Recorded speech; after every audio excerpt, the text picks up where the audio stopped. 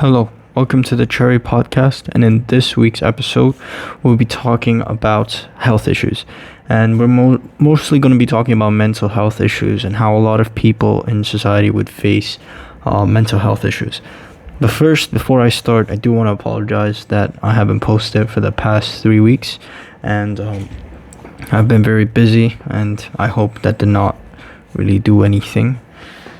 So, first off, in health issues, there are many young people who go through many traumatic things in their life, and it's different for everyone really, but everyone has some sort of mental issue, depression, or they might even have a concentration issue, and that's something to do with ADHD, where they really can't focus on one thing at one go, like many things in one go. That issue, there are many situations where people don't know how to really do a normal task like any other person, because there are moments when that skill of focusing on more than one thing is really important, or that drive to actually do something is very important. You need that drive to actually want to do something, and people who are depressed are mostly gone cases of even hoping for something, because there are people or individuals that have gone through a certain situation where they feel that nothing matters after that. After what they went through, they don't believe that there's something more to look forward to. They feel that they've already experienced the life of cruelty, and they don't want to go from there. It is a big problem because in today's society, many people are going through these issues. It is absurd. And that is all I can say. It is absurd. To give a little anecdote about myself relating to mental health issues, came from a family that had divorced. I've had issues with my father, and I've had issues with my mother as well in terms of them separating. And I have also gone through that dark loop because I was taken away from my mom for a year, 7 months and 1 day. And I still remember those days because it is a very big thing that happened in my life that not really many people would face in that certain age. So it's very memorable for me.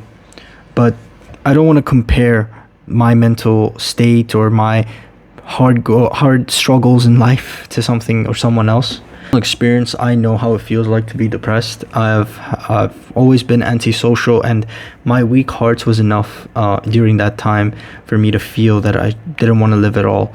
And I've tried to, this is a sensitive topic to talk about, but it is very problematic to deal with. So I feel that there are also many people who go through the same thing or worse than me, and we need to really talk for them, because when you're placed in a situation like this, you don't know who to call to. Even if everyone tells you go talk to some adults, go talk to your teacher, go talk to your parent, inside you don't feel like you can. You feel that you're not worth enough of their time to actually talk about your issues. You feel that it's too personal for them to even relate to you. You don't even feel that they care about that. So that big hesitation just stops you from even doing the action. While yes, if you do the action, it might do some change, but the mental state during that process is very, very difficult to get over. It's very, very hard to overcome. That is why many people in this situation, when they are able to talk to someone, they are very brave and courageous to do so. And correct me if I'm wrong, but in today's modern society, many people like to laugh. They like to laugh at even the cruelest things that can happen to someone. People can be laughed for being fatherless. People can be laughed for being motherless. People can be laughed for being parentless. People can be laughed because of how they're treated because of their skin color, or how they're treated because they have a different way of thinking or have a disability. All these small things or even big things as well, are things that people like to ridicule in front of you. And that is messed up. That is why I say it's absurd. And many of these are causes to mental health, if you're understanding me right now. And I want to address this issue in this podcast because there's so many people out there who are just falling under this mental health issue, and they are really depressed. Like, depression is one of the most common things, and many youthful minds are depressed because these days academics and all sorts are getting much more rough on students. They're being more specific, It's because they want to create that disparity. Whilst they try to do that to reduce the number of people who are accepted and can handle the number of students, there's a lot of people that stress about that certain thing. They stress about even being able to enter, which is a big problem. And I'm sure that many people agree with that, because I'm currently going through a uni application, and it's the first time I've done anything like this, because my whole life, in some way or the other, I had someone help me out administrating my fees for school, administrating my documents for school. But going to that uni stage, applying to that uni, is like, you feel so individual. And like, get me right here, I am a person that is doing all of this myself. I'm doing IB on my own. I don't really have help from my mother, because she's always busy and I don't want to disturb her, so I feel myself that it's doable to get through to this course. But I've learned to manage my time wisely. I've learned to actually organize myself to do work. Despite that, I've been busy for 3 weeks.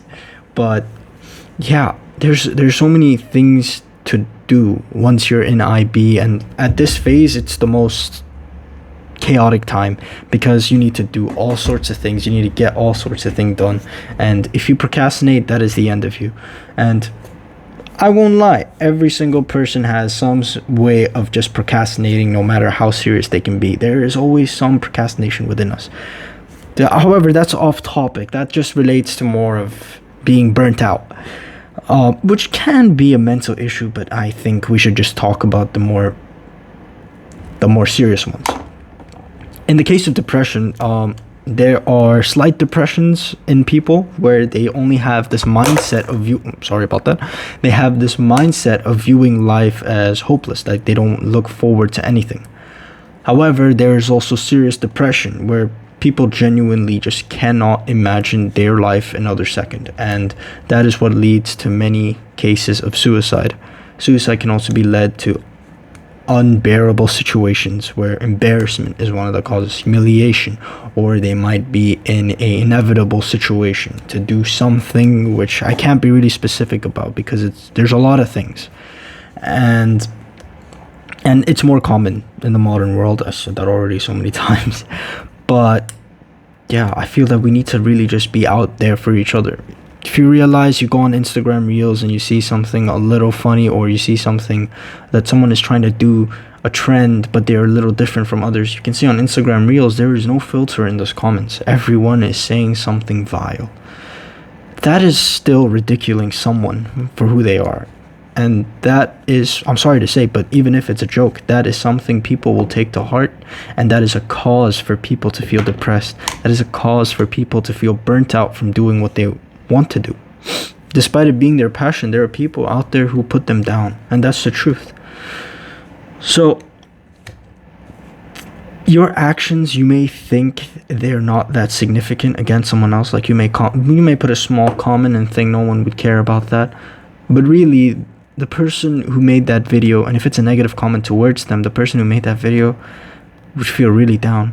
And there's a common thing in society which can also relate to the social media community, where if one person says it and another person starts to say it, then an endless chain happens of multitude of people saying that same thing. And guess what?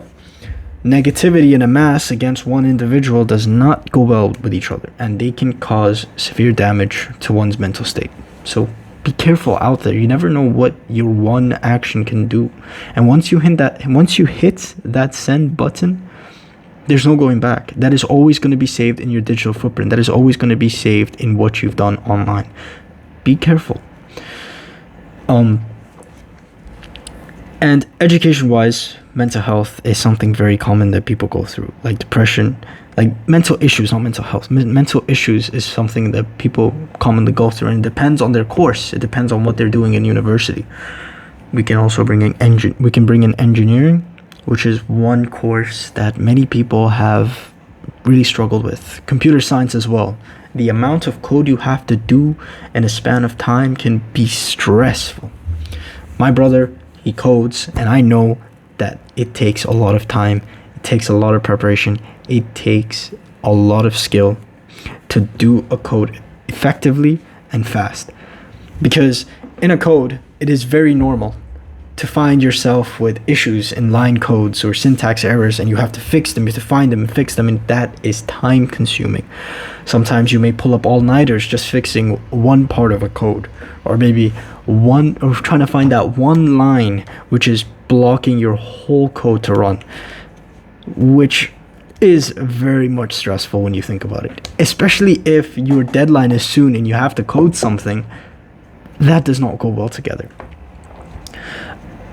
More than just addressing the issue and looking out for each other, we also need to learn independent skills to take care of ourselves, because our bodies are our temples and our mind is a part of our body.